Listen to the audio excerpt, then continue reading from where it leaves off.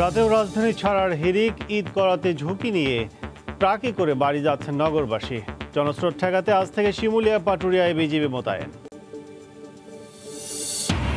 প্রায় এক মাস পর করোনামুক্ত হলেন বেগম খালেদা জিয়া। বিদেশে চিকিৎসার অনুমতির বিষয়ে এখনো মেলেনি আইন মন্ত্রণালয়ের মতামত। মানবিকভাবেই দেখবে সরকার। দেশে ভারতীয় ভ্যারিয়েন্ট শনাক্ত হওয়ায় তৃতীয় ঢেউয়ের শঙ্কা, তরুণদের জন্য মারাত্মক সংক্রামক। ভাইরাসের গতি প্রকৃতি বুঝে প্রয়োজনে ব্যবস্থা নেওয়ার তাগিদ। এবং আজই ইতালি দক্ষিণাঞ্চলে যে কোনো শহরে আছড়ে পড়তে পারে চীনা রকেট। সতর্ক অবস্থানে প্রশাসন, উৎকণ্ঠায় প্রবাসী বাংলাদেশি সহ স্থানীয়রা।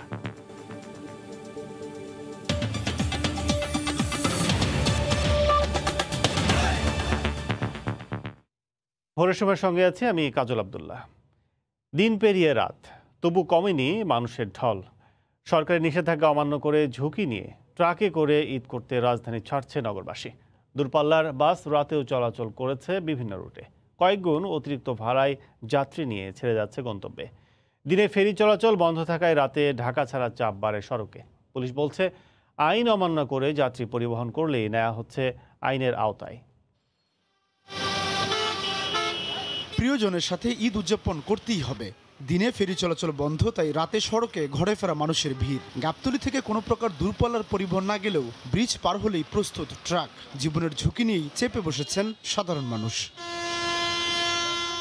শুধু ট্রাকই নয়, রাতে রাজধানীর একটু বাইরে গেলেই দেখা মেলে দূরপাল্লার বাসের। সরকারের কঠোর বিধিনিষেধ থাকলেও যাত্রী নিয়ে বাস ছেড়ে যাচ্ছে বিভিন্ন জেলার উদ্দেশ্যে। পুলিশ ধরলে তো গাড়ি এই জায়গায় থাকবে। আপনারা তো নিজেরাই দেখতেছেন যে সাইড থেকে একটা গাড়ি গেল, দূরপাল্লার গাড়ি গেল, তার আগে আরো একটা গেছে। এই আমি নিয়ে যাবো মানিকগঞ্জ, আমরা যাবো, তারপরে আবার অন্তে গাড়ি আছে নীলাচল, গাড়ি আছে পারে।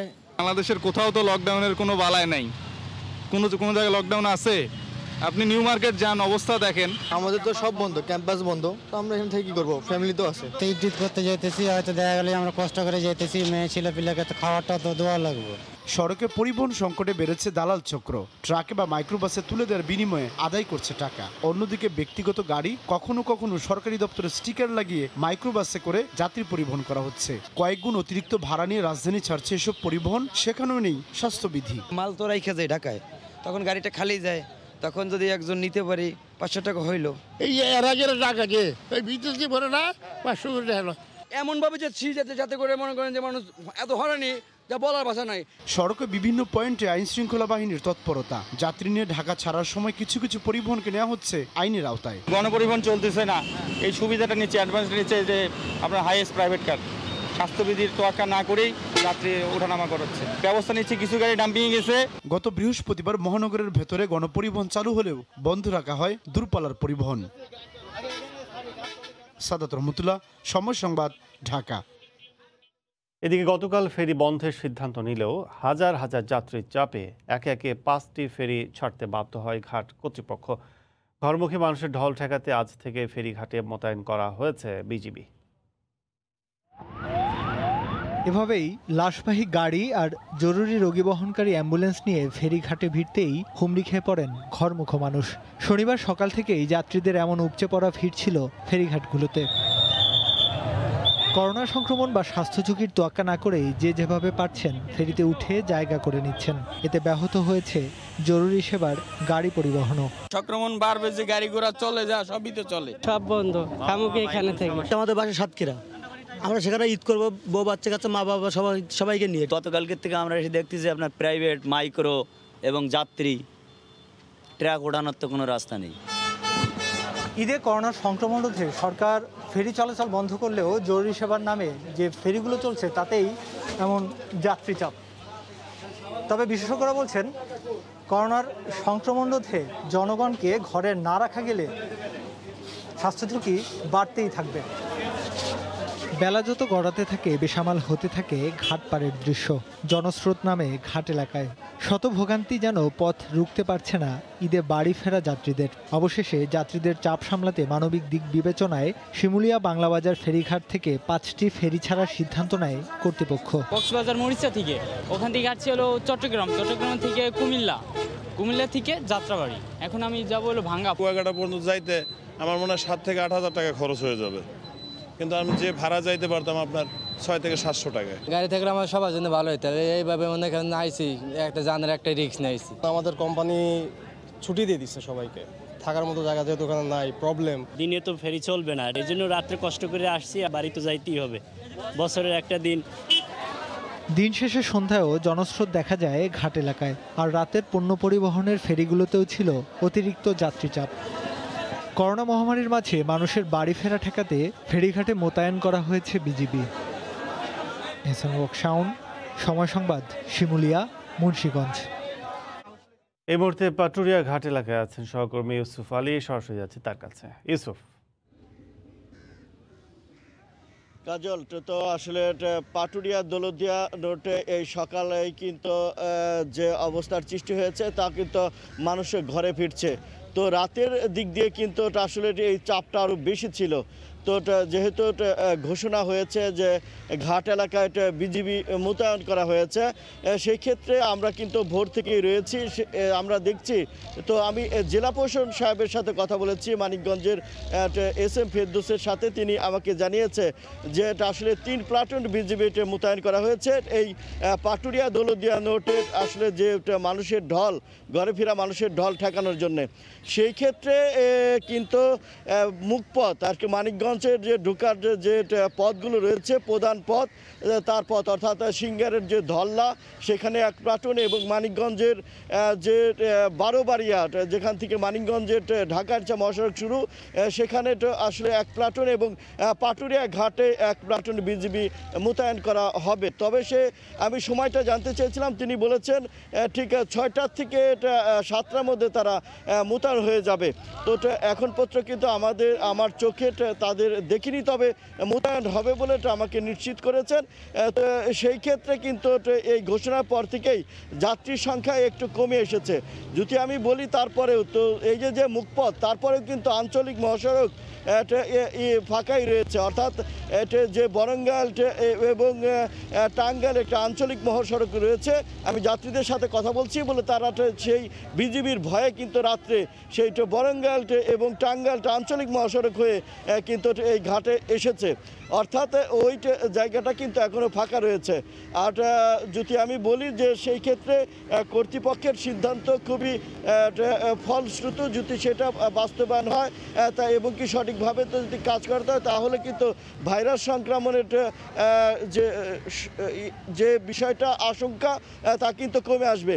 তো অন্যদিকে পাটুরিয়া ঘাটের এই মুহূর্তের কথা যদি বলি, পাটুরিয়া দৌলতদিয়া রোডে সবকটি ফেরি কিন্তু রাতের দিক দিয়ে চলাচল করেছে।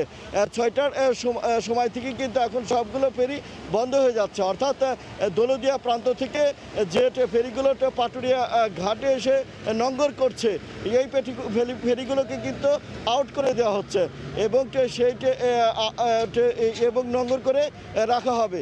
তবে আমি ভোর থেকেই দেখছি কিছু মানুষের কিন্তু পদচারণা এখনও ঘাট এলাকাতে রয়েছে, তারা কিন্তু নির্বিঘ্নে আসলে পারাপার হচ্ছে। অর্থাৎ আমি যদি বলি যে 6টার সময় যদি ফেরি চলাচল বন্ধ করে দেয় কর্তৃপক্ষ, তারপরেও কিন্তু আধা ঘন্টা এটা ঢিলে থাকে, অর্থাৎ একটা ফেরি আর একটা নঙ্গর করতে এবং কি ছেড়ে যেতে, এই যে এটা আধা ঘন্টার সময়টা একটা ব্যবধান হয়ে যায়। অর্থাৎ পাটুরিয়া ঘাট থেকে যদি একটা ফেরি ছেড়ে যায়, তবে এটা আধা ঘন্টা পরে বা 1 ঘন্টা পর যেটা দৌলতদিয়া ঘাটে যে নঙ্গর করবে, অর্থাৎ সেটা 6টায় যদি বন্ধ করে দেয়, তাহলে এইটা কিন্তু একদম বন্ধ হয়ে যেতে কমপক্ষে 45 মিনিট সময় বেশি লাগবে।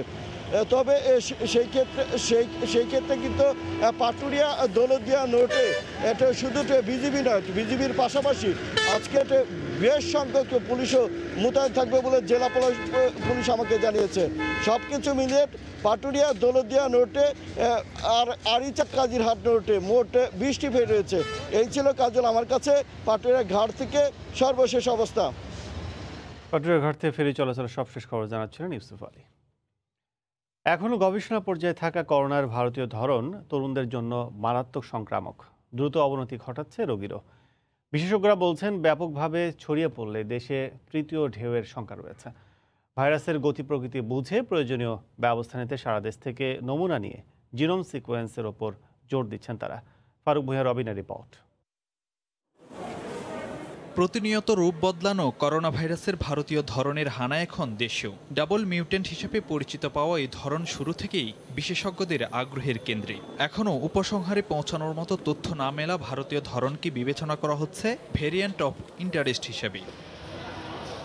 প্রাথমিকভাবে ভারতীয় ভ্যারিয়েন্টকে অধিক সংক্রামক হিসেবেই ধরা হচ্ছে। তাই এর ছড়িয়ে পড়া ঠেকাতে সব ধরনের কৌশল কার্যকর করতে না পারলে দেশে কোভিডের নতুন ঢেউ তৈরি করতে পারে বলে শঙ্কা বিশেষজ্ঞদের।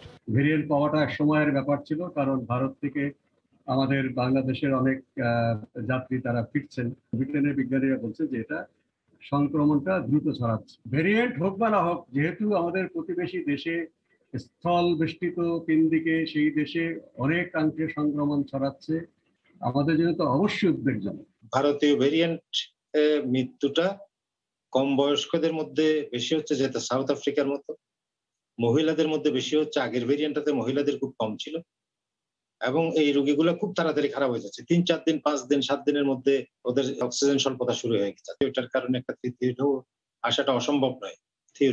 বিশেষজ্ঞরা বলছেন, যারা ভারত থেকে এসেছেন তাদের কঠোর কোয়ারেন্টাইন নিশ্চিত করতে হবে। জোর দিতে হবে রোগী শনাক্তে, পাশাপাশি নতুন এই ধরনের গতি প্রকৃতি নির্ণয়ে দেশের নানা প্রান্ত থেকে নমুনা সংগ্রহ করে ব্যাপক হারে জিনোম সিকোয়েন্সের তাগিদ বিশেষজ্ঞদের। আমাদের জিনোম সিকোয়েন্সিং তেমন হচ্ছেই না।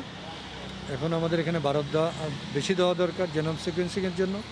ল্যাবরেটরি বাড়ানো দরকার, লোকবল বাড়ানো দরকার। দেশের ভিতরে সংক্রমণ যদি বেশি মাত্রায় ছড়ায়, এখানেও কিন্তু ভেরিয়েন্ট হওয়ার একটা আশঙ্কা আছে। তা যদি আমরা ধরতেই না পারি, তাহলে কিন্তু আমাদের হয়তো অনেক স্বাস্থ্যগত পদক্ষেপ নিতে হয়তো আমাদের একটু সমস্যা হবে। টিকা কতটুকু কার্যকরী হচ্ছে সেটাও কিন্তু এই জিনোম সিকোয়েন্সের সাথে জড়িত।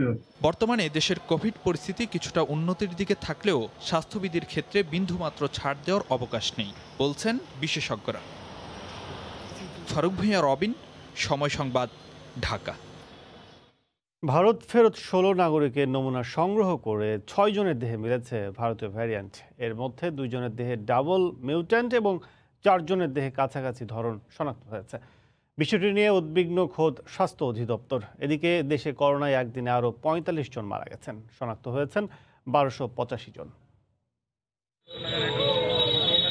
ভারত জুড়ে চলছে করোনার তাণ্ডব। অক্সিজেনের অভাবে হাসপাতালে হাসপাতালে হাহাকার। দেশটিতে ছড়িয়ে পড়া নতুন ধরনের কারণেই লাগামহীন সংক্রমণ আর মৃত্যুর ভয়াবহতা। ভারতে বেশ কয়েকবার রূপ পরিবর্তন করলেও সবচেয়ে বেশি ছোঁয়াচে আর প্রাণঘাতী বলা হয় ডাবল মিউটেন্ট ভ্যারিয়েন্ট। তাই শুরু থেকেই শঙ্কা ছিল দেশে এই ভয়াবহ ভ্যারিয়েন্ট প্রবেশ নিয়ে। ভারত ফেরত 16 জন কোভিড আক্রান্তের নমুনা পরীক্ষা করে যশোর বিজ্ঞান ও প্রযুক্তি বিশ্ববিদ্যালয়ের গবেষণায় 6 জনের শরীরে মিলেছে ভারতীয় ধরন। তারা কোথায় কোথায় কার সাথে দেখা করছে ভারত থেকে বাংলাদেশে ঢোকার পরে সেই কন্টাক্ট ট্রেসিংটা ইমিডিয়েটলি করা উচিত এবং শুধু কন্টাক্টের মধ্যে যারা আছে সবাইকে কোয়ারেন্টাইন নিয়ে আসা উচিত। স্বাস্থ্য অধিদপ্তর জানিয়েছে 2 জনের দেহে ডাবল মিউটেন্ট ভ্যারিয়েন্ট রয়েছে বলে প্রাথমিক ধারণা। আর বাকি 4 জনের দেহে যে ধরন মিলেছে তা এর কাছাকাছি একটি পরিবর্তন। একই ব্যক্তির নমুনা যশোর ও বেনাপোল দিয়ে বাংলাদেশে প্রবেশ করেছে এরকম বাংলাদেশি 8 জনের নমুনা সংগ্রহ করে একই নমুনা যশোর বিজ্ঞান ও প্রযুক্তি বিশ্ববিদ্যালয় এবং আইডিসিআরে পরীক্ষা করা হয়েছে। সেখানে আইডিসিআরের তথ্য মতে তারা 6টির মধ্যে পজিটিভ পেয়েছে। যেই 6টির মধ্যে আসলে 4টি খুব ক্লোজ ইন্ডিয়ান ভ্যারিয়েন্টের মধ্যে আর 2টি কনফার্ম। যদিও আক্রান্ত কেউই আশঙ্কাজনক নয়, তবে বিষয়টি নিয়ে উদ্বিগ্ন স্বাস্থ্য অধিদপ্তর। স্বাস্থ্য অধিদপ্তর তো অবশ্যই উদ্বিগ্ন, এটা সারা দেশের মানুষেরই উদ্বিগ্ন হওয়া উচিত। এই জন্য যে সবার একটু বাজারে যেভাবে ঘোরাফেরা হচ্ছে, মানুষ একেবারে গাদাগাদি বসে ইফতার করছে। ইফতার করা মানে কারো মুখে মাস্ক নাই, তাহলে এটা তো ওখানে একটা অ্যাটম বোম হয়ে বসে আছে সবাই। একই নমুনা নিয়ে আইডিসিআরও গবেষণা করছে। রাশেদ লিমন, সময় সংবাদ, ঢাকা। পররাষ্ট্রমন্ত্রী ডক্টর AK আব্দুল মোমেন বলেছেন, রাশিয়ার করোনা ভ্যাকসিন 96% কার্যকরী। সেজন্য সরকার বিশেষ ক্ষমতা বলে সেই ভ্যাকসিনটি দেশে নিয়ে আসছে। শনিবার বিকেলে এক অনলাইন ব্রিফিংয়ে তিনি কথা জানান। চীন থেকেও আগামী 12 তারিখে 5 লাখ ডোজ শুভেচ্ছা উপহার হিসেবে আসবে বলেও জানান পররাষ্ট্রমন্ত্রী। রাশিয়ান স্পুটনিক 5 বিভিন্ন মাধ্যমে আপনার জার্নালে বলছে it is one of the top vaccine, 96% এর ইফেক্টিভ। আমার সরকার এগুলোকে আপনার দেশে ব্যবহারের জন্য বিশেষ ক্ষমতা বলে সভরেন রাইট সে ক্ষমতা বলে আমরা ইমার্জেন্সি পাওয়ারের অধীনে এগুলো আনার কি করেছি। এবং সাথে সাথে আমরা আগে থেকে এই রাশিয়া চায়নাদের সাথে সম্পর্ক তৈরি করে রেখেছি। 12 তারিখে চাইনিজ ভ্যাকসিনের প্রথম লট আপনার এটা গিফট হিসাবে আসবে আপনার 5 লক্ষ ভ্যাকসিন। এবার অন্য প্রসঙ্গ, প্রায় 1 মাস পর তৃতীয় দফা পরীক্ষার রিপোর্টে বিএনপি চেয়ারপারসন বেগম খালেদা জিয়ার করোনা নেগেটিভ এসেছে বলে জানিয়েছেন তার ব্যক্তিগত চিকিৎসক। শনিবার বিকেলে পরীক্ষা করতে দেওয়ার পর রাতে তার রিপোর্ট আসে। এদিকে বেগম জিয়ার বিদেশ যাওয়ার বিষয়ে সারাদিনও মেলেনি আইন মন্ত্রণালয়ের মতামত। সময় সংবাদকে আইনমন্ত্রী বলেন, রোববার কপি পাঠানো হবে স্বরাষ্ট্র মন্ত্রণালয়ে। আর স্বরাষ্ট্রমন্ত্রী বললেন, আবেদনটি মানবিকভাবে দেখবে সরকার। বিএনপি চেয়ারপারসন বেগম খালেদা জিয়াকে বিদেশে নিয়ে চিকিৎসার পরিবারের আবেদনের পর এ নিয়ে আলোচনা চলছে রাজনৈতিক অঙ্গনে। বিএনপির প্রত্যাশা, সরকার মানবিক দৃষ্টিতে দেখে নেত্রীকে উন্নত চিকিৎসার সুযোগ দেবেন। সরকারও বলছে তারাও মানবিকভাবেই দেখছেন বিষয়টি। এরই মধ্যে কেটে গেছে 3 দিন। অগ্রগতি বলতে এক মন্ত্রণালয় থেকে আরেক মন্ত্রণালয়ে ফাইল যাওয়া। শনিবার সাপ্তাহিক ছুটির দিন হলেও দুপুরেই আইনমন্ত্রীর বনানীর বাসায় যান আইন সচিব গোলাম সারোয়ার। ঘণ্টাখানেকের 2 জনের একান্ত বৈঠক শেষে বের হয়ে যাওয়ার সময় মন্ত্রী জানান, আইনি বিষয়ে মতামত প্রস্তুত করা হচ্ছে। রোববার এ সংক্রান্ত ফাইল পাঠানো হবে স্বরাষ্ট্র মন্ত্রণালয়ে। তবে কি আছে সেই ফাইলে, এ বিষয়ে কিছুই বলতে চাননি আইনমন্ত্রী। আমার যে লিগ্যাল ওপিনিয়ন সেটা আমি আজকে দিয়ে স্বরাষ্ট্র মন্ত্রণালয়ে পাঠিয়ে দিই। এদিকে আইন মন্ত্রণালয়ের মতামতের অপেক্ষায় স্বরাষ্ট্র মন্ত্রণালয়। মন্ত্রী জানান, মানবিক দিক বিবেচনা করেই সিদ্ধান্ত নেবে সরকার। ওনার ফাইলটা না আসা পর্যন্ত আমি বলতে পারবো না। মাননীয় প্রধানমন্ত্রী তো অবশ্যই মানবিক দৃষ্টিকোণে তিনি বিচার করছেন, সেই জন্যই তিনি বাড়িতে বসে মানে চিকিৎসা সেবা নিচ্ছেন। এটা তো আপনারা দেখছেনই। যেহেতু মাননীয় প্রধানমন্ত্রী সবসময় মানুষের জন্য রাজনীতি করেন, মানবিক দিকগুলি উনি সবসময় লক্ষ্য রাখেন। রোববার আইন মন্ত্রণালয়ের সিদ্ধান্তটি স্বরাষ্ট্র মন্ত্রণালয় হয়ে প্রধানমন্ত্রীর কার্যালয়ের অনুমোদন পেলেই এ বিষয়ে প্রজ্ঞাপন জারি হবে। এদিকে শুক্রবারের চেয়ে বিএনপি নেত্রীর শারীরিক অবস্থা আগের চেয়ে একটু ভালো বলে জানিয়েছেন এভারকেয়ার হাসপাতালের একজন দায়িত্বশীল চিকিৎসক। আফজাল হোসেন, সময় সংবাদ, ঢাকা। বিএনপি চেয়ারপারসন বেগম খালেদা জিয়ার স্বাস্থ্যের তথ্য নিয়ে দলটির নেতারা লুকোচুরি করছেন বলে মন্তব্য করেছেন আওয়ামী লীগের সভাপতি মণ্ডলীর সদস্য অ্যাডভোকেট জাহাঙ্গীর কবির নানক। গতকাল বিকেলে রাজধানী বনানীতে ঢাকা মহানগর উত্তর আওয়ামী লীগ আয়োজিত ঈদ বস্ত্র বিতরণ অনুষ্ঠানে তিনি এ মন্তব্য করেন। বিএনপি এই বেগম খালেদা জিয়ার অসুস্থতা নিয়ে লুকোচুরি খেললো। একবার বলে মির্জা ফখরুল ইসলাম আলমগীর উনি পরিপূর্ণ সুস্থ, পরের দিন আবার বলে উনি সুস্থ না, উনি অসুস্থ। বেগম খালেদা জিয়া এদেশের প্রধানমন্ত্রী ছিল, তার অসুস্থতা নিয়ে লুকোচুরি খেলার কোনো কারণ নাই মির্জা ফখরুল ইসলাম আলমগীর। তার আসলে কি অবস্থা হয়েছে, কি অবস্থায় আছে, দেশবাসী অবশ্যই জানার অধিকার রাখে। ভোরের সময় আরো থাকছে। রাজশাহী বিশ্ববিদ্যালয়ের উপাচার্যের বিদায়ী দিনে নিয়োগপ্রাপ্ত 138 জনের যোগদান স্থগিত। মানবিক নিয়োগ বললেন সাবেক ভিসি। মন্ত্রণালয়ের কমিটির ক্যাম্পাস পরিদর্শন।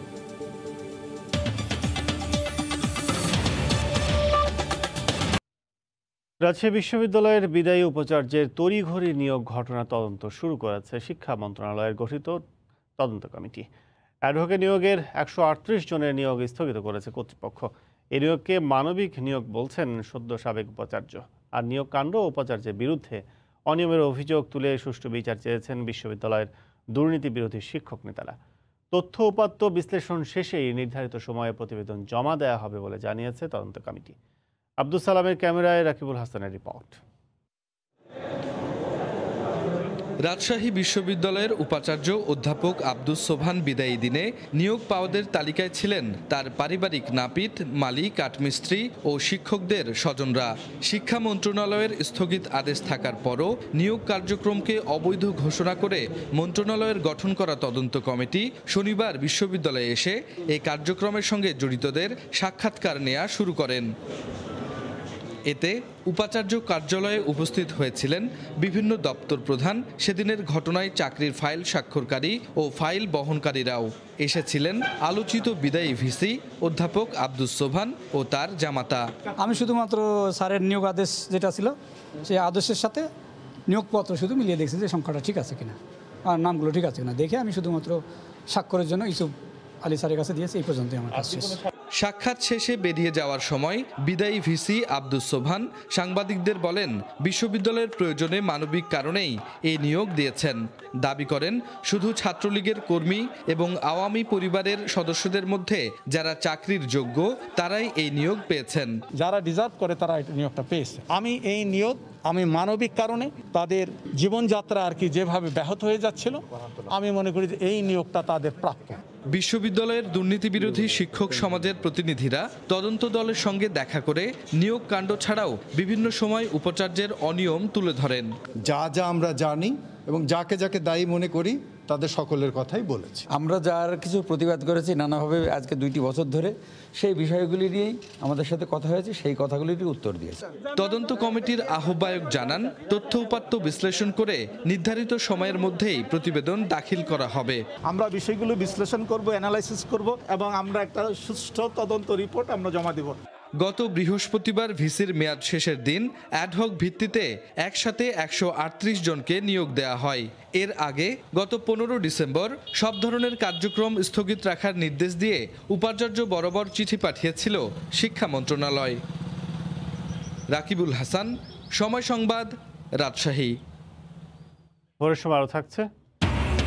করোনায় ধস নেমেছে রংপুরের কাউনিয়ার টুপি শিল্পে, বন্ধ মধ্যপ্রাচ্যের রপ্তানি, হতাশ ব্যবসায়ীরা।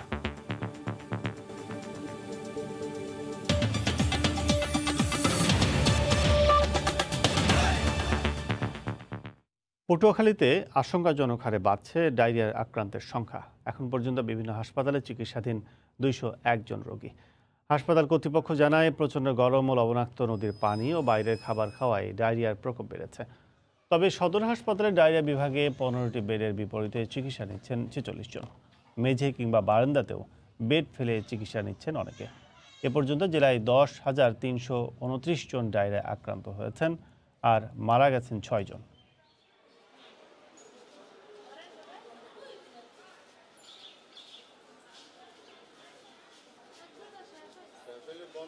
এখানে আমরা কোনো বেডের ব্যবস্থা পাইনি, পেন বেডেও না এবং ডায়রি ওয়ার্ডেও না। আমার বাবা ডায়রিয়া অসুস্থ, আমরা কোনো বেড পাইনি এবং ঔষধ তো দেয়নি, শুধু স্যালাইন দিছে। আমাদের এর মধ্যে শুধু বেড সংকট আছে, রোগীদের ফ্লোরিং করে থাইকে তারপর চিকিৎসা নিতে হচ্ছে।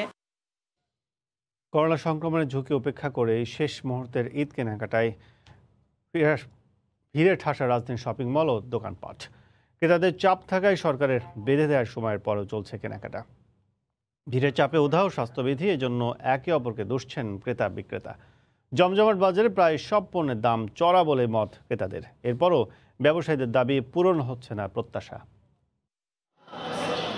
ঈদ উদযাপনের কাছে হার মেনেছে করোনা ভীতি। নতুন পোশাকে প্রিয়জনের সঙ্গে ঈদের আনন্দ ভাগাভাগি করতে রোজার শেষ দিকে রাজধানী শপিং মলে উপচে পড়া ভিড়। নতুন একটা পাঞ্জাবি পরে ঈদ করার মজাই আলাদা, এই জন্য আসলে আসা। গ্যাদারিংটা বেশি, ডিস্টেন্স যেটা মেনটেন করার কথা বলছে ওটা তো আসলে মেনটেন করা সম্ভব না, মানে চাইলেও হচ্ছে না। কেনাকাটার মাঝে ইফতারের সময় হয়ে আসায় শপিং মলের ফুড কোর্টে গাদাগাদি করে ইফতার সারেন ক্রেতারা।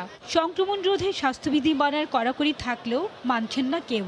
এজন্য শঙ্কা প্রকাশ করেছেন ক্রেতাদের অনেকেই। কিছু কেনাকাটা করছি, আবার কিছু বাকি আছে, এই জন্য ইফতারের সময় হয়ে গেছে, এই জন্য ইফতার করতেছি। এখন তার বাসা যাওয়া সম্ভব না, এখন ইফতার তো এখানেই করতে হবে। বললো যে 1.5 ফিট 2 ফিট ডিস্টেন্স থাকার জন্য, সেটা তো কেউ মানতেছেই না। যদিও বিক্রেতারা বলছেন ক্রেতারাই ভাঙছেন স্বাস্থ্যবিধি। স্যানিটাইজার ইউজ করার চেষ্টা করতেছি, কারণ কাস্টমার যখন চাপাচাপি করবে তখন সেটা তো আমাদের আর কিছু করার নাই। ওনাদের এই গাফলতিটা বেশি। করোনাকালে রাত 8টা পর্যন্ত সময় বেঁধে দেওয়া হলেও বিক্রি চলে রাত 10টার পরেও। যদিও ব্যবসায়ীদের দাবি পূরণ হচ্ছে না বিক্রির লক্ষ্য, আর ক্রেতাদের অভিযোগ বাড়তি চাহিদাকে পুঁজি করে বাড়তি দাম নেওয়া হচ্ছে।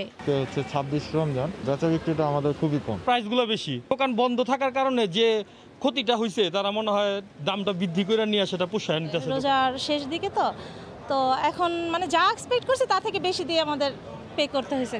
বিক্রির দিক দিয়ে এবছর ঈদ বাজারে পোশাক ও জুতার পাশাপাশি বেশ চাঙ্গাভাব দেখা গেছে প্রসাধনী আর ইমিটেশনের গহনার।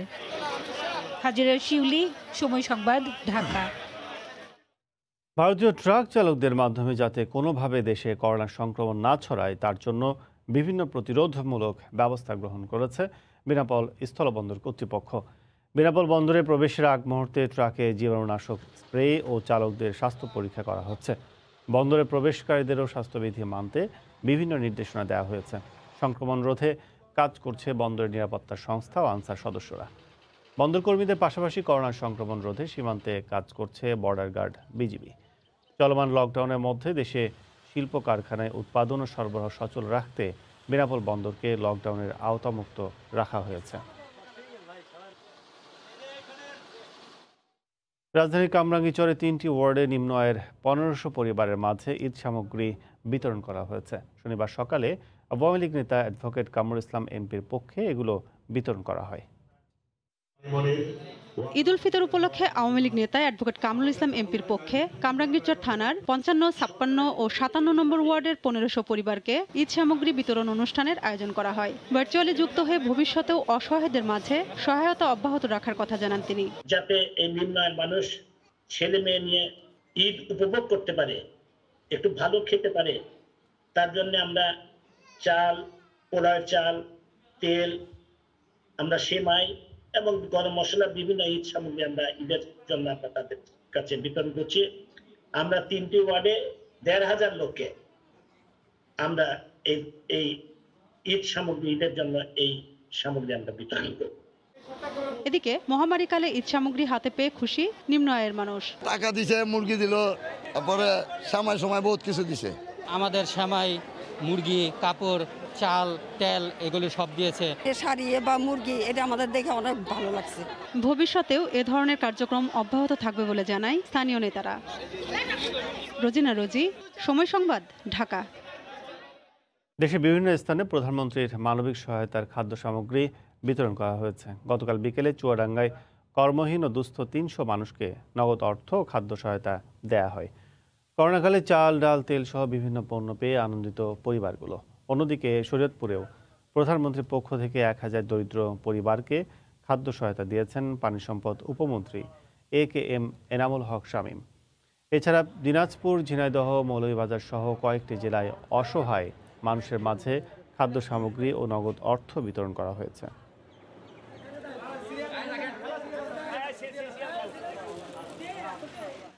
ঝিনাইদহে দরিদ্র কৃষকের ধান কেটে দিয়েছেন যুবলীগের নেতাকর্মীরা। শনিবার সকাল থেকে দুপুর পর্যন্ত সদরের ছোট কামার কুণ্ড গ্রামের কৃষক গোলাম মোস্তফার জমির ধান কেটে দেন তারা। করোনাকালে শ্রমিক সংকটে দরিদ্র কৃষকদের সহযোগিতায় এই কর্মসূচির উদ্দেশ্য বলে জানান নেতারা। এতে অংশ নেন 30 জন নেতাকর্মী। 22 কাঠা জমির পাকা ধান কেটে দেয় খুশি কৃষক গোলাম মোস্তফা।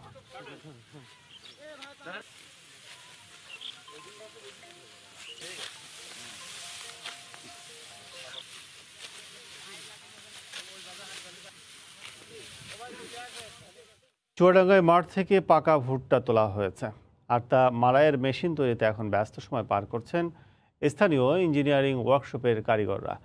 কৃষকরাও স্বল্প দামে মাড়াই মেশিন পেয়ে লাভবান হচ্ছেন। জেলা সদরের সরোজগঞ্জ বাজারের ওয়ার্কশপে এখন দিনরাত চলছে ভুট্টা মাড়াই মেশিন তৈরির কাজ। খেতে ভুট্টা পাকার আগ থেকেই এখানকার 15টি ইঞ্জিনিয়ারিং ওয়ার্কশপে চলে এই যজ্ঞ। এ সময় অন্য মেশিন তৈরির কাজ বন্ধ রাখা হয়। এখান থেকে এক একটি মেশিন বিক্রি হচ্ছে ছোট 18,000 এবং বড় 90,000 টাকায়। কৃষকরা তাদের পছন্দ মতো ভুট্টা মাড়াই মেশিন কিনে নেন কারখানা থেকে। অনেকে আবার মেশিন ভাড়া নিয়ে বিঘা প্রতি 300 থেকে 400 টাকায় ভুট্টা মাড়াই করছেন। এখানে ভুট্টা মাড়াই মেশিন পাওয়া যাচ্ছে, এই জন্য আমি এখানে চলে আসলাম ভুট্টা মাড়াই মেশিন দেখতে, এবং মেশিনটা দেখে খুব ভালো লাগলো। বাড়ির মা বোনেরাও এটা দিয়ে পারে, আমার বাড়ির ছেলে মেয়েরাও এগুলা দিয়ে ভালো মাড়াই করতে পারে। আমি গ্রামে গ্রামে ভুট্টা মাড়াই করে বেড়াই, আমার 3টা মেশিন আছে। 1 ঘন্টায় 300 কেজি সে ভুট্টা মাড়াই করতে পারতেছে। তো দেখা যায় 2 বিঘা 3 বিঘা ভুট্টা রয়েছে, সে কিন্তু আর অন্য কারোর কাছে যাওয়া লাগবে না। এ সময় ভুট্টা মাড়াই কাজে শ্রমিকের অভাব থাকে। স্থানীয় ওয়ার্কশপগুলো মাড়াই মেশিন তৈরি করে অল্প দামেই কৃষকের হাতে তুলে দিচ্ছে বলে জানালেন উপজেলা কৃষি কর্মকর্তা। বর্তমান কৃষক বান্ধব সরকার কিন্তু খামার যান্ত্রিকরণের উপর জোর দিয়েছে। আমরা চেষ্টা করছি কৃষি যান্ত্রিকরণটা আরও সহজতর হোক, কৃষকের কাছে আরও জনপ্রিয় হোক। চুয়াডাঙ্গার 4টি উপজেলায় এই মৌসুমে কৃষকরা 46,575 হেক্টর জমিতে ভুট্টার আবাদ করছেন। আর লক্ষ্যমাত্রা ধরা হয়েছে 4,65,550 মেট্রিক টন। সময় সংবাদ, চুয়াডাঙ্গা। সোহরাওয়ার্দী উদ্যানের গাছ কাটার বিরুদ্ধে আন্দোলনের প্রতিদিনই যুক্ত হচ্ছে নতুন মাত্রা। সবুজ রক্ষার দাবিতে প্রতিবাদ গড়ে তুলছেন নতুন নতুন সংগঠন। গান, কবিতা, আবৃত্তিতে চলছে প্রকৃতি রক্ষার আকুতি।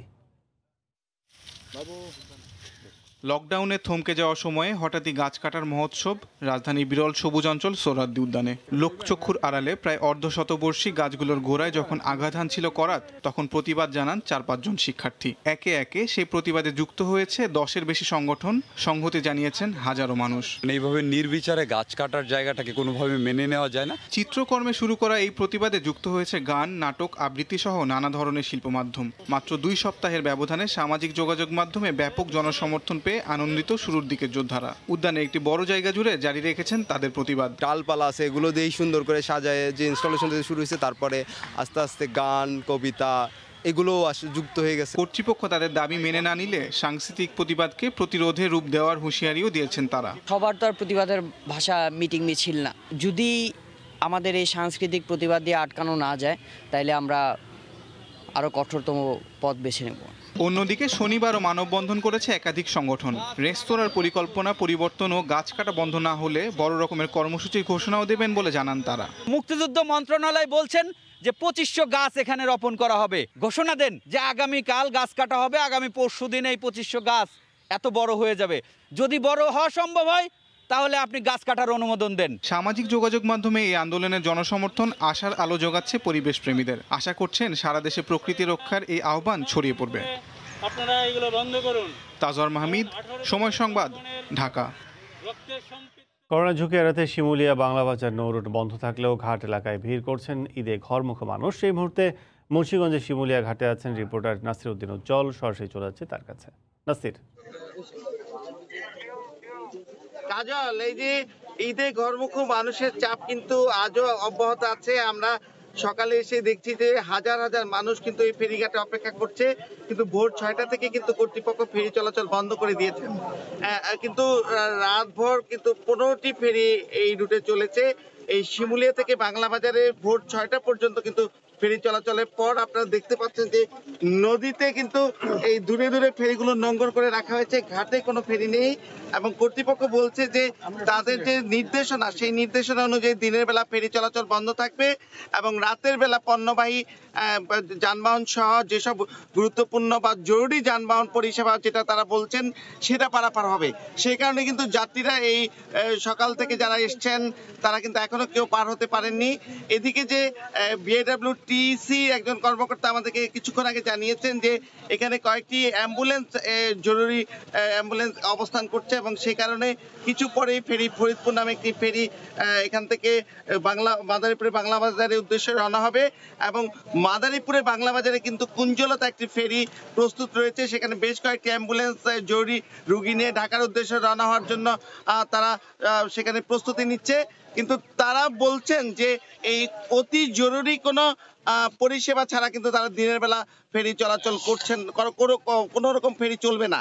আর এই যে লোকজন ভিড় জমিয়েছে, এই ফেরিতে তারা যতটুকু করতে পারে যাবে, কিন্তু এই স্বাস্থ্যবিধির ব্যাপারে যে এখানে যে করোনা সংক্রমণের ভয়াবহ একটি ঝুঁকি রয়েছে, সেই ঝুঁকির ব্যাপারে কিন্তু দায়িত্বশীলদের তেমন কিছুই দেখা যাচ্ছে না। তবে আপনি জানেন যে গতকালই কিন্তু এই শিমুলিয়া ঘাটকে কেন্দ্র করে 2 প্লাটুন বিজিবি নিয়োগ করা হয়েছে, যাতে ঈদে ঘরমুখো মানুষ করোনা সংক্রমণ ঝুঁকির মধ্যে চলাচল করতে না পারে।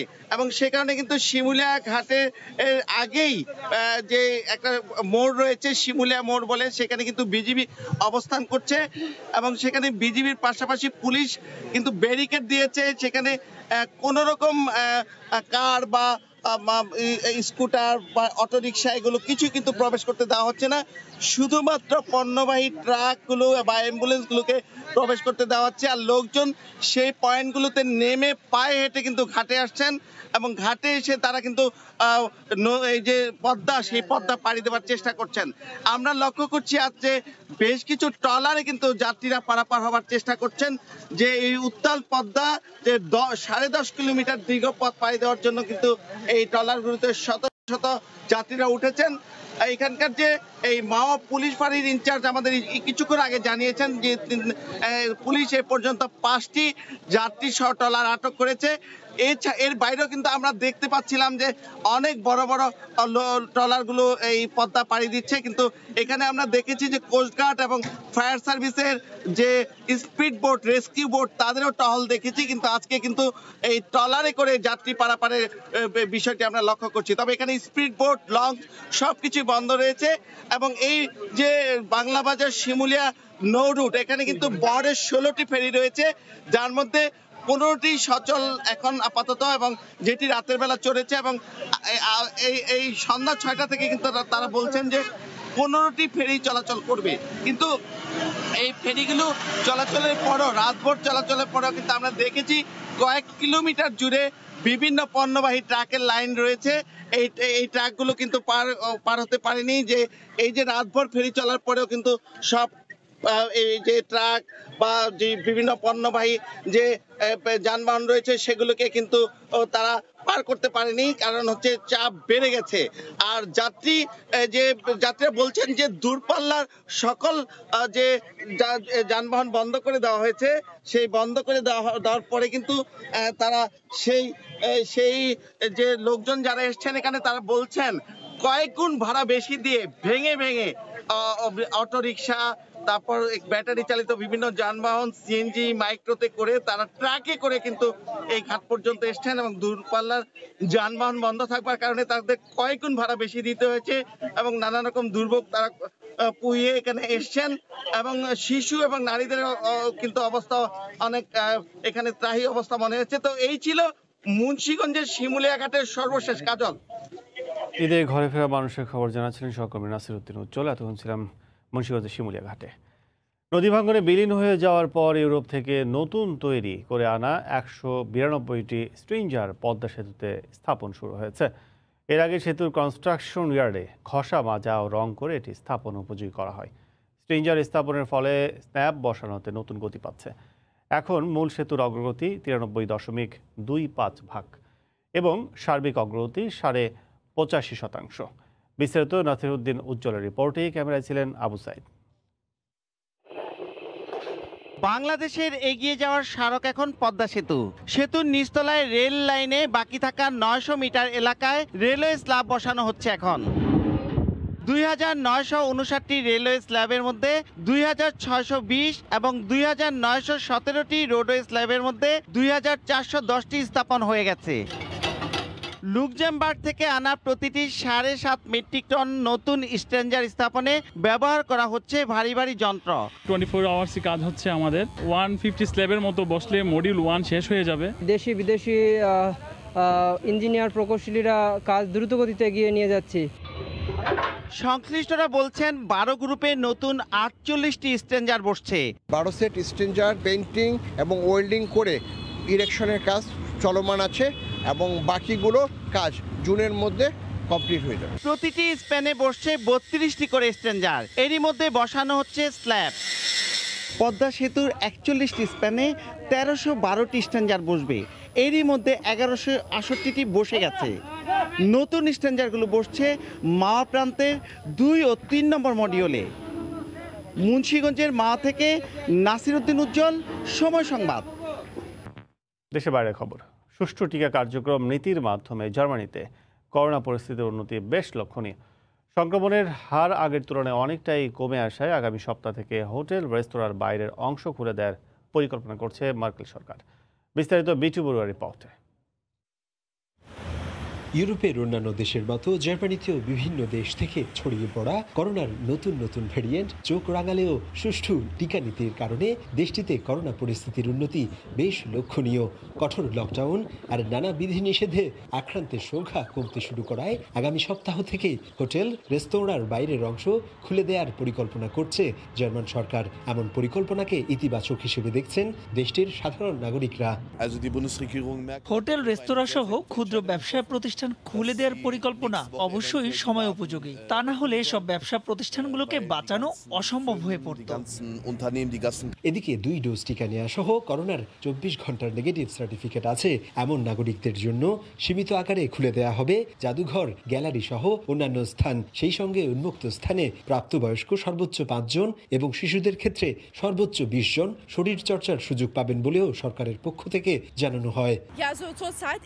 এখনো সাধারণ মানুষ কঠিন সময় পার করছে, তাই আমার মনে হয় আগামী সপ্তাহ থেকে যদি সত্যি ধীরে ধীরে সব খুলে দেওয়া হয় তাহলে মানুষজন কিছুটা হলেও স্বস্তি পাবে।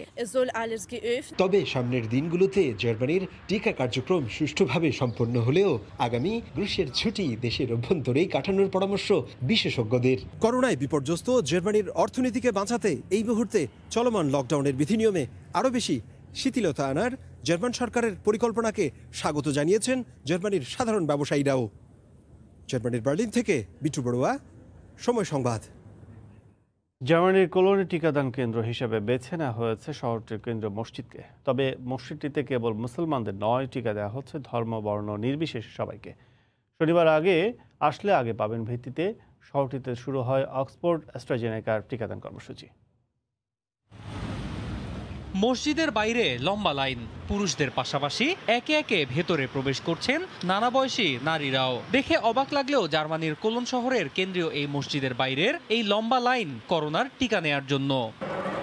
সম্প্রতি নগর কর্তৃপক্ষ মসজিদটিকে টিকাদান কেন্দ্র হিসেবে ঘোষণা করলে শনিবার স্থানীয় সময় ভোর থেকেই স্থানটিতে জড়ো হতে শুরু করেন কোলনের নানা বয়সী বাসিন্দা। তবে মসজিদের ভেতরে টিকা কর্মসূচি চললেও টিকাদান কেবল মুসলমানদের জন্য নয়, সীমাবদ্ধ ছিল ধর্মবর্ণ নির্বিশেষে সবার জন্য। কোথায় বসে টিকা নিচ্ছি এটি আমার কাছে মুখ্য নয়, টিকা নিতে পারলেই আমি খুশি। আমি এখানে ভ্যাকসিন নিতে এসেছি। এখানে যারা নামাজ পড়তে আসেন তাদের এ নিয়ে সমস্যা না থাকলে আমার কেন এখানে আসতে সমস্যা হবে? করোনা মহামারী নিয়ন্ত্রণে জাতির বৃহত্তর স্বার্থে পবিত্র এই স্থানটি ব্যবহারের অনুমতি দিয়েছে খোদ মসজিদ কর্তৃপক্ষই। আর তাই ফুরিয়ে যাওয়ার আগেই যত দ্রুত সম্ভব টিকার আওতায় আসতে শহরের মুসলিম সম্প্রদায়ের প্রতি আহ্বান জানিয়েছে কোলন সেন্ট্রাল মসজিদ কমিটি। রমজান মাসে সাধারণত রোজাদাররা সেহরি করে একটু দেরিতে ঘুম থেকে ওঠেন, আর তাই তারা এখানে আসার আগে লাইন বড় হয়ে গেছে। আমি মুসলিম ভাই বোনদের বলবো, আপনারা একটু কষ্ট হলেও সকাল সকাল এখানে আসুন, টিকা নিন। মসজিদটিতে গণহারে প্রয়োগের উদ্দেশ্যে মাত্র 2000 ডোজ টিকা বরাদ্দ থাকায় ভ্যাকসিন কর্মসূচি পরিচালনা করা হয় আগে আসলে আগে পাবেন ভিত্তিতে। অন্যয় কর্মকার, সময় সংবাদ। গেল 2 মাস ধরে আয়ারল্যান্ডের করোনা পরিস্থিতি বেশ উন্নতির দিকে। তাই এ মাস থেকে লকডাউন শিথিলের পাশাপাশি বিধি নিষেধে আসছে নানা পরিবর্তন। এতে স্বস্তি ফিরে আসছে শুরু করেছে জনমনে। আয়ারল্যান্ড থেকে বিস্তারিত জুয়েলের রিপোর্টে। করোনার শুরু থেকেই ইউরোপের অন্য দেশের তুলনায় খানিকটা আগেভাগেই কয়েক ধাপের পরিকল্পনা নিয়ে ভাইরাসটি রোধে কাজ শুরু করে আয়ারল্যান্ড সরকার। এর সুফল পায় দেশটি। পরিস্থিতি এখন অনেকটাই নিয়ন্ত্রণে থাকায় আগামী সপ্তাহ থেকে লকডাউন শিথিলের খবরে কিছুটা হলেও স্বস্তি ফিরে এসেছে স্থানীয়দের মাঝে। তবে সাম্প্রতিক সময়ে ভারত থেকে বিভিন্ন দেশে ছড়িয়ে পড়া করোনার নতুন ভ্যারিয়েন্ট স্থানীয়দের পাশাপাশি ভাবিয়ে তুলেছে প্রবাসী বাংলাদেশিদেরকেও। আয়ারল্যান্ডে বসবাসরত অনেক ভারতীয় নাগরিক আছে। যদি তারা দেশে যাওয়া আসা করে তাহলে এই সংক্রমণ নিয়ন্ত্রণহীনভাবে বেড়ে যেতে পারে। দীর্ঘদিন পর আমরা যখন অপেক্ষা করছি স্বাভাবিক জীবনে ফেরার, এর মাঝে যদি এই ভাইরাসটি আয়ারল্যান্ডে ঢুকে পড়ে তাহলে আমাদের স্বাভাবিক জীবনে ফেরা কিছুটা মুশকিল হয়ে পড়বে। অত্যন্ত সংক্রামক করোনার এই ভারতীয় ধরনটি এ পর্যন্ত ছড়িয়ে পড়েছে বিশ্বের অন্তত 17টি দেশে, যা এরই মধ্যে ভাবিয়ে তুলছে পুরো বিশ্বকে। সৈয়দ জুয়েল, সময় সংবাদ, আয়ারল্যান্ড। ঈদ উপলক্ষে ফ্রান্সের প্রতি বছর জমে উঠত শপিং মলগুলো। তবে গেল বছর থেকে করোনার কারণে একেবারেই বদলে গেছে চিরচেনা সেই দৃশ্য। শপিং মলগুলোতে ক্রেতাদের ভিড় না থাকলেও জমজমাট অনলাইনে কেনাকাটা। স্থানীয়দের পাশাপাশি প্রবাসী বাংলাদেশিরাও অনলাইন থেকেই সেরে নিচ্ছেন ঈদ শপিং। প্যারিস থেকে বিস্তারিত জানিয়েছেন লুৎফুর রহমান বাবু। ঈদ উপলক্ষে বাংলাদেশের মতো প্রতি বছর ফ্রান্সেও ঈদের বাজার বেশ জমজমাট হয়ে ওঠে। তবে করোনা সংকটের কারণে গেল বছর থেকে সেই চিত্র একেবারেই ভিন্ন। রাজধানী প্যারিসে বেশ কয়েকটি বাংলাদেশীয় প্রতিষ্ঠান রয়েছে যেখানে পাওয়া যায় দেশীয় সব রকমের কাপড়। করোনা সংকটের কারণে এবারের ঈদ উপলক্ষে বাংলাদেশীয় প্রতিষ্ঠানগুলো খুলতে না পারলেও তাদের অনলাইন সার্ভিস চালু ছিল। আর এই অনলাইন বাজার থেকেই প্রবাসী বাংলাদেশিরা তাদের পছন্দের ঈদের কাপড় কিনতে পেরেছেন। ঈদ উপলক্ষে সবচেয়ে বেশি পাঞ্জাবি ও দেশীয় কাপড় বিক্রি হয়েছে অনলাইনেই, এমনটাই জানিয়েছেন অনলাইনে ব্যবসার সাথে যুক্ত ব্যবসায়ীরা। ঈদ উপলক্ষ করে যত শিপমেন্ট চলে আসছে সবই অলরেডি সেল হয়ে গেছে, আমরা খুবই হ্যাপি। আমরা অনলাইন ডেলিভারি করছি, অনলাইনে সেল করছি, খুবই ভালো সেল হচ্ছে আমাদের। প্রতি বছর ঈদ উপলক্ষে দোকানগুলোতে প্রবাসী বাংলাদেশিদের ভিড় থাকলেও করোনা সংকটের কারণে এবার সেটি ছিল না। অনলাইন থেকে প্রিয়জনদের জন্য ঈদের কাপড় কিনতে পেরে খুশি ফ্রান্সের প্রবাসী বাংলাদেশিরা। মামুনুল হাসান বাবু, সময় সংবাদ, প্যারিস। আবারও দেশের খবর। বড় মৌসুমের চাল সংগ্রহ কার্যক্রম শুরু হয়েছে নওগাঁ, কুষ্টিয়া, দিনাজপুর সহ বিভিন্ন জেলায়। চাল সংগ্রহে সরকারি দাম নির্ধারণ করা হয়েছে প্রতি কেজি 40 টাকা। গতকাল সকালে খাদ্যমন্ত্রী সাধন চন্দ্র মজুমদার একযোগে বিভিন্ন জেলায় ভিডিও কনফারেন্সের মাধ্যমে এ কার্যক্রমের উদ্বোধন করেন। নওগাঁয় চলতি বড় মৌসুমে জেলার ব্যবসায়ীদের কাছ থেকে 49,261 মেট্রিক টন চাল কিনবে স্থানীয় খাদ্য বিভাগ। 966 জন মিলার খাদ্য বিভাগের সঙ্গে চুক্তি করবেন এসব চাল দিতে। এছাড়া কুষ্টিয়ার এবার বড় মৌসুমে প্রায় 26,000 মেট্রিক টন চাল সংগ্রহ করা হবে। এদিকে দিনাজপুরে 13 উপজেলা থেকে এবার 91,000 মেট্রিক টন চাল কিনবে সরকার।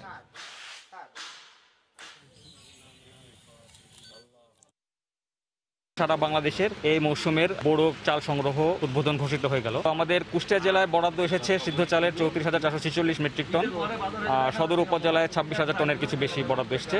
তা আগামীকাল 9 মে পর্যন্ত এখন পর্যন্ত চুক্তির সময়সীমা ঘোষিত আছে। চাল আসলে যে রেটটা দিয়েছে আসলে ক্রাশিং করলে কিন্তু আসলে একটু কম হয়ে যায় চালের বাজার। তারপরে আমরা কিন্তু বিগত দিনেও সরকারকে সহযোগিতা করেছি, এখনও করছি, আগামীতেও করব। নওগাঁর প্রান্তিক হাটে নতুন ধানের সরবরাহ বেড়েছে। মন প্রতি 70 থেকে 80 টাকা কম দরে ধান কিনছেন মিলাররা। কৃষকদের অভিযোগ, ব্যবসায়ীরা বাজার নিয়ন্ত্রণ করায় ন্যায্য মূল্য থেকে বঞ্চিত তারা। ধান কেনাবেচার খবর জানাতে নওগাঁর চৌগাড়ি হাট থেকে সরাসরি যুক্ত হচ্ছে রিপোর্টার MR রকি।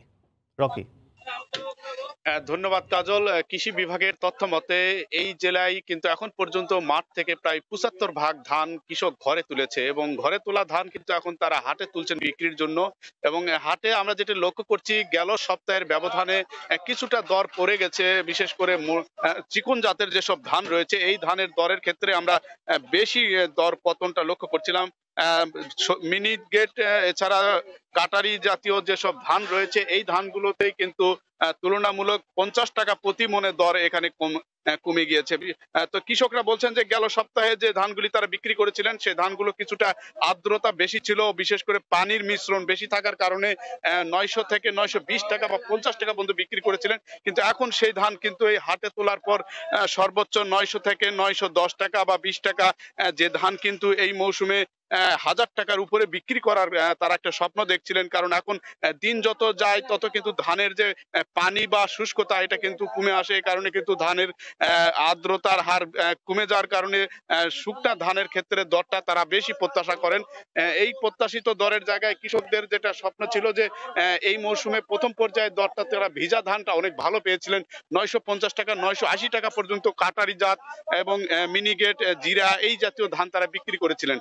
তো এরকম হঠাৎ দর পতন কিন্তু কৃষকদের একটা দুশ্চিন্তায় ফেলে দিয়েছে। কৃষকরা বলছেন যে যেহেতু ব্যবসায়ীরা প্রতি মৌসুমে তাদের একটা খেয়াল খুশি মতো কিন্তু বাজারটা তারা নিয়ন্ত্রণ করে থাকে এবং ভোর সকাল থেকে 10টা 11টা পর্যন্ত এই প্রান্তিক হাটগুলোতে ধান কেনা বেচা চলে। কিন্তু এই হাটে কিন্তু সরকারের নজরদারির অনেকটাই ঘাটতি রয়েছে।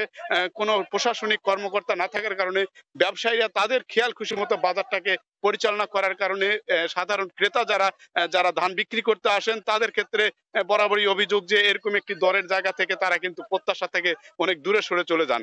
তো এই মৌসুমে কিন্তু গতকালকে চাল কেনা কার্যক্রম শুরু করেছে সরকারি পর্যায়ে এই চলতি মৌসুমে নওগাঁ জেলায় কিন্তু চাল কিনা হবে ৪৯,০০০ মেট্রিক টন, অন্যদিকে ধান কিনা হবে ৩৩,০০০ মেট্রিক টনের মতো।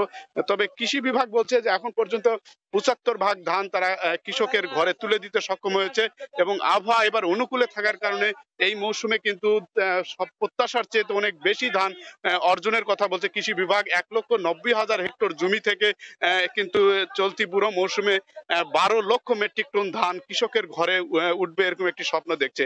এবার অনেকটা বালাই কম ছিল, এ কারণে কিন্তু কৃষকরা তাদের যে প্রত্যাশিত ফলন তা কিন্তু অনেক ভালো পেয়েছে এবং এই ফলনটা তাদের জন্য অনেকটা আশা জাগিয়েছে যে যেহেতু গেল আমন মৌসুমে অনেকটা ধানের আবাদ করার ক্ষেত্রে খরচ বেড়েছিল, ফলন অনেকটা কমে এসেছিল, কিন্তু বুড়ো মৌসুমে এই ফলনের জায়গাটায় তারা কিন্তু স্বপ্নের জায়গাটা অনেকটা প্রত্যাশা পূরণ হচ্ছে।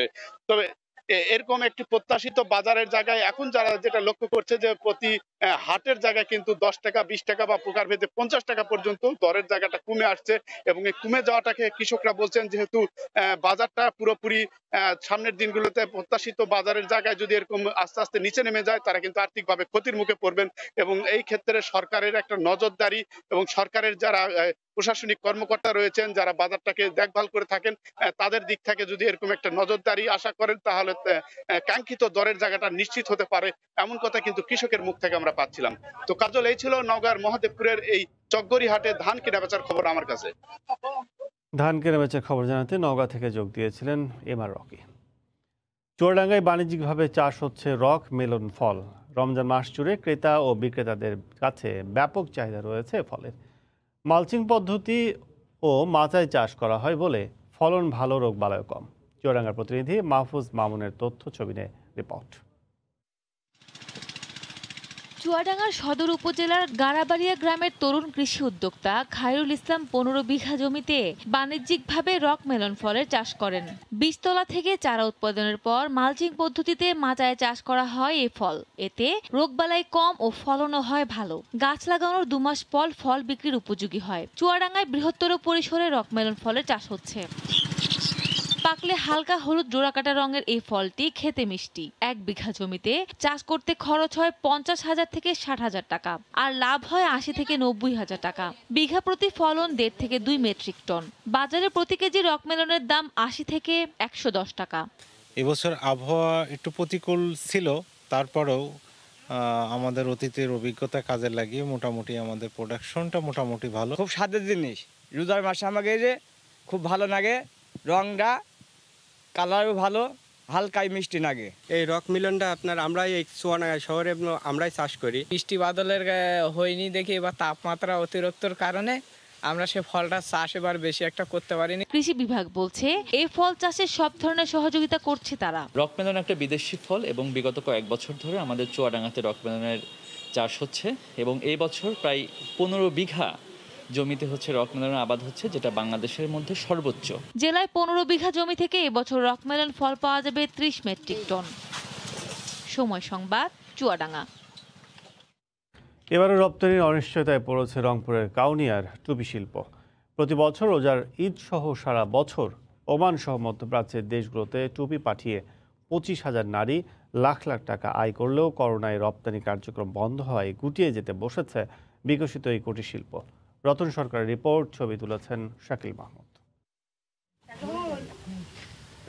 সংসারের কাজ সামলে অবসরে টুপিতে জরির নকশা করে বাড়তি আয়ের মুখ দেখেন তিস্তা নদী বেষ্টিত কাউনিয়া উপজেলার ৫০ গ্রামের ২৫,০০০-এর বেশি নারী। এর মধ্যে ১০ থেকে ১২,০০০ নারীর মূল পেশায় টুপির কাজ। ডিজাইন অনুযায়ী ৪০০ থেকে ১,০০০ টাকা পর্যন্ত তারা আয় করতেন একটি টুপিতে নকশা এঁকে। এখন সেটা নেমে এসেছে সিকি ভাগে। গত ১ দশকে দারিদ্র্য বিমোচন শুধু নয়, এলাকার আর্থসামাজিক উন্নয়নেও ভূমিকা ছিল এর। কিন্তু বিশ্বব্যাপী করোনার ঝাপটা গুটিয়ে দিতে বসেছে বিকশিত এই কুটির শিল্পটিকে।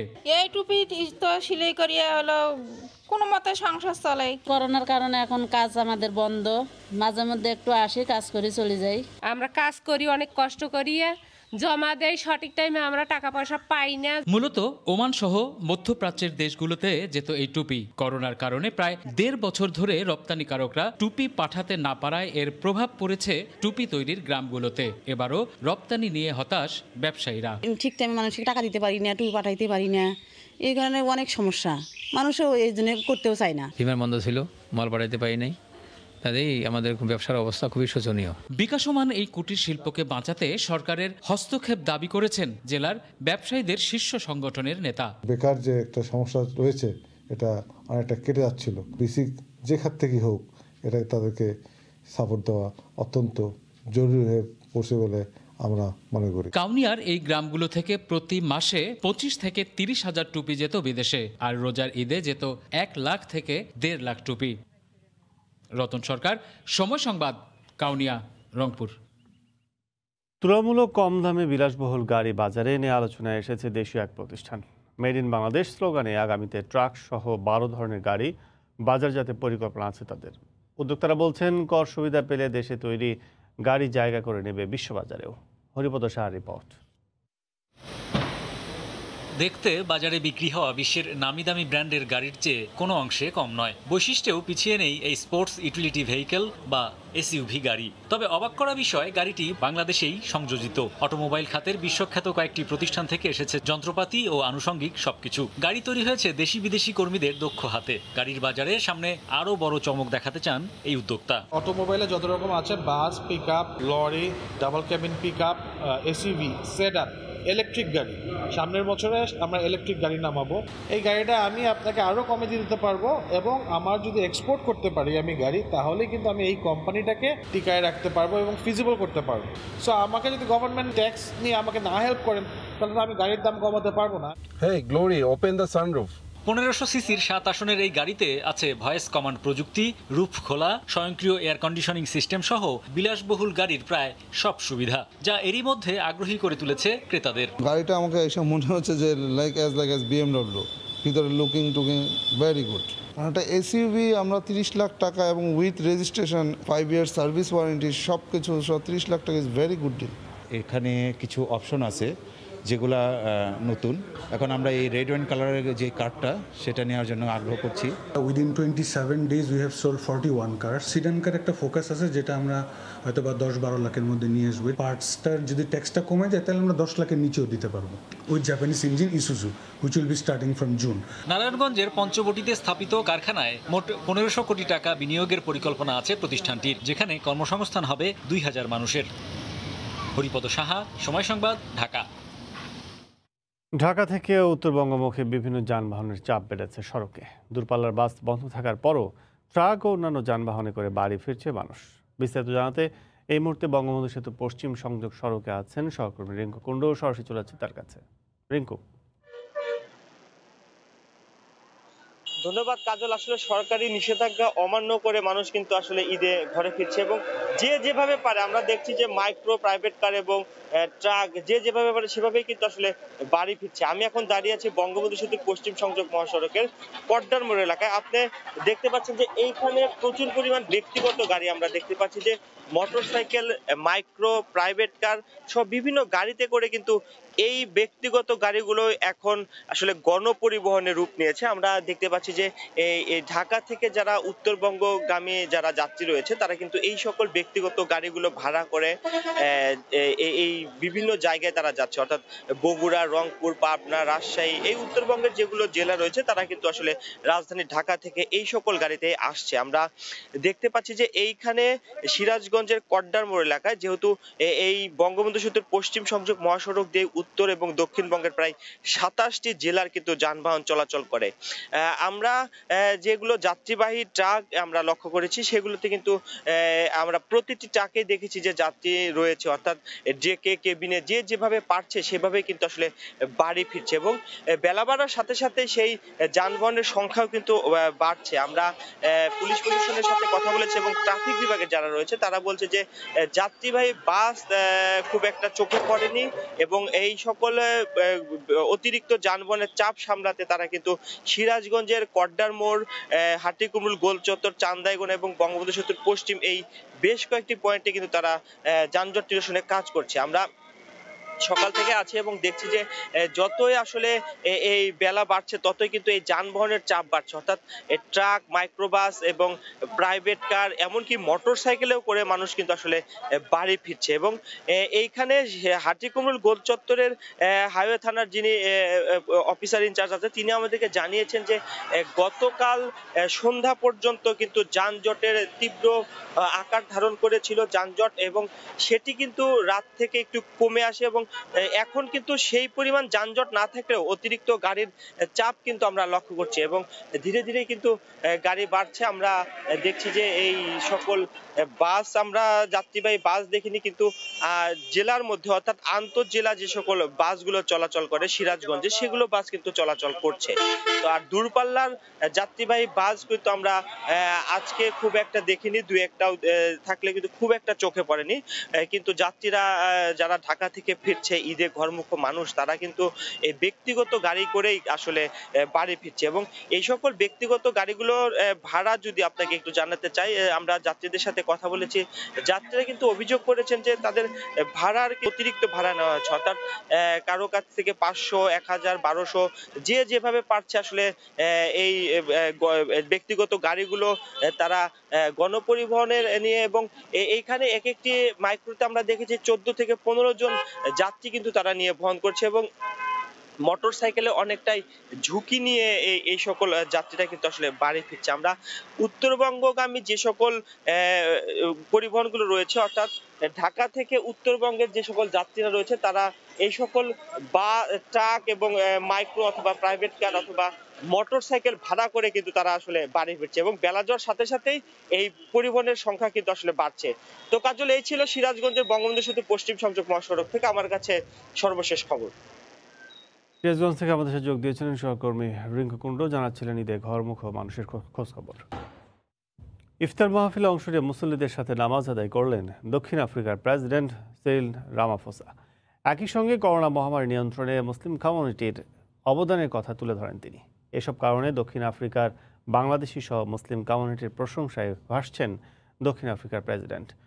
দক্ষিণ আফ্রিকা থেকে মিজানুর রহমানের রিপোর্ট। দক্ষিণ আফ্রিকার কেপটাউনের এথলনের একটি মুসলিম কমিউনিটি হলে মুসলিম জুডিশিয়াল কাউন্সিল আয়োজিত এক অনুষ্ঠানে প্রধান অতিথি হিসাবে অংশ নেন দেশটির প্রেসিডেন্ট সিরিল রামাফোসা। এ সময় তিনি করোনা পরিস্থিতিতে মুসলিম কমিউনিটির অবদানের কথা তুলে ধরেন। বিশ্বের মুসলমানদের জন্য রমজান একটি আত্মশুদ্ধির মাস। এটি এমন একটি মাস যে মাসে মুসলমানরা ত্যাগ ও আত্মশুদ্ধি অর্জনে সক্ষম হয়। ইফতারের পর মুসল্লিদের সাথে মাগরিবের নামাজ আদায় করেছেন রামাফোসা।